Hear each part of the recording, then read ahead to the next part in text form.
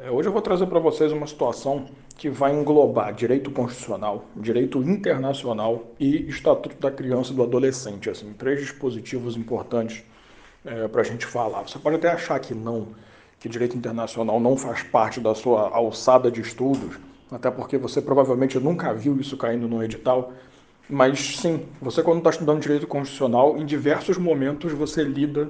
Diversos não, tá? Também vamos exagerar, mas em alguns momentos você lida com legislação de direito internacional. E o ponto que eu vou tratar hoje, do direito constitucional e do direito internacional, eu vou precisar da informação que você detém lá pelo artigo 5º, inciso, salvo engano, 51, que vai falar sobre extradição. E toda vez que você estuda a extradição pelo direito constitucional, você acaba estudando também deportação e expulsão. Tá? E só para lembrar, assim, são três penalidades de cunho internacional, além do banimento, que é proibido no Brasil, mas o grande foco é falar sobre expulsão especificamente. A expulsão é um instrumento pelo qual você retira da localização brasileira, do ordenamento brasileiro, digamos assim, do território brasileiro, ficou melhor, um estrangeiro que cometeu um ato contrário aos interesses da nação, né? Contra a segurança nacional, contra a nossa organização, ou cometeu um crime comum de forma dolosa. Quando você expulsa um estrangeiro, automaticamente você aplica sobre ele a impossibilidade de retorno, também conhecida como suspensão de reingresso.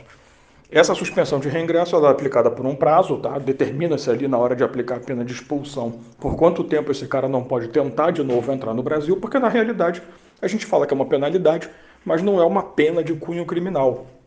Apesar dele ter cometido, né, algum ato atentatório, algum crime comum de forma dolosa, não é uma punição penal, é uma punição meramente administrativa, tá?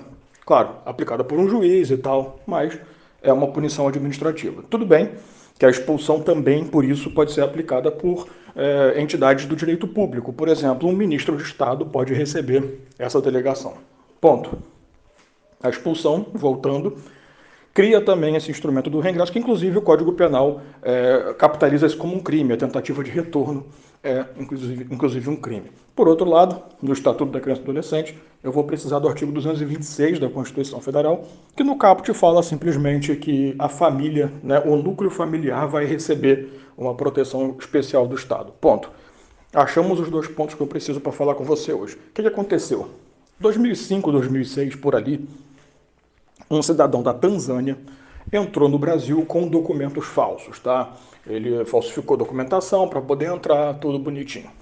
Qual foi o detalhe? Obviamente, esse cara foi descoberto e ele foi processado, julgado e sentenciado pelo crime de falsificação de documento público. Ponto.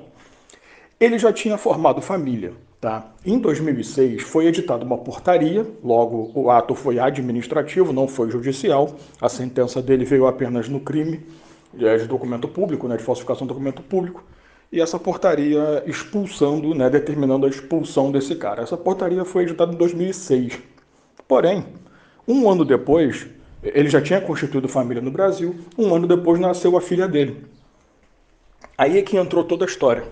Você tinha uma portaria determinando a expulsão, mas que ainda não tinha sido executada, e ele tinha a família no Brasil e aconteceu de ter ainda o nascimento da filha. Por conta disso, foi se levantada ali uma tentativa de derrubar essa portaria, e isso foi se arrastando até que em 2018, em novembro de 2018, chegou no STF. E finalmente, porque isso é Brasil, convenhamos, ontem, na quinta-feira, dia 25 de junho, o STF deu um julgamento final em repercussão geral. O que significa isso? Significa que a decisão é definitiva e vale para todos os tribunais. É como se fosse uma súmula vinculante, só que não é uma súmula vinculante porque não está editado.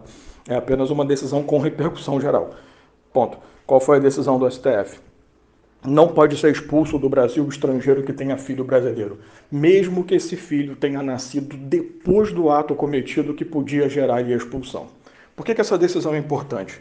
Durante muitos anos, de 1980 até 2017, a gente vivia no Brasil sob um estatuto chamado Estatuto do Estrangeiro. Esse estatuto definia, obviamente, os direitos de quem estava passando pelo Brasil ou que vivia no Brasil sendo estrangeiro, tá?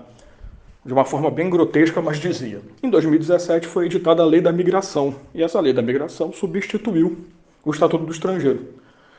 No Estatuto do Estrangeiro, se previa a possibilidade de expulsar estrangeiro, mesmo que viesse a ter um filho no Brasil, desde que o ato fosse cometido antes. Já na lei da migração não há essa previsão. Então o STF julgou exatamente pensando nesse ponto, tá? A legislação não fala nada, ela não permite e nem proíbe, né? Então, assim, como ela não fala nada sobre isso, ela não cria esse sistema, o STF entendeu que, e aí entra o ECA, como o Estado tem a obrigação de preservar o núcleo familiar, e esse cidadão, ele mora com a filha, mora com a esposa, tem o núcleo familiar montado, expulsar do Brasil seria um prejuízo para a família. Logo, o STF resolveu proibir. Então, a decisão foi exatamente essa, tá? É inválida qualquer decisão que leve à expulsão de estrangeiro que detenha família e tenha constituído, não necessariamente tenha filho, tá? Mas estrangeiro que tenha família constituída no Brasil. Claro que a questão do filho faz uma diferença enorme, que é um núcleo familiar muito mais protegido, mas ele não pode ser expulso, mesmo que o ato que ele cometeu, que gerou a expulsão, tenha sido cometido antes, tá? Do nascimento da criança ou da família ter sido constituída, beleza? Então é isso aí.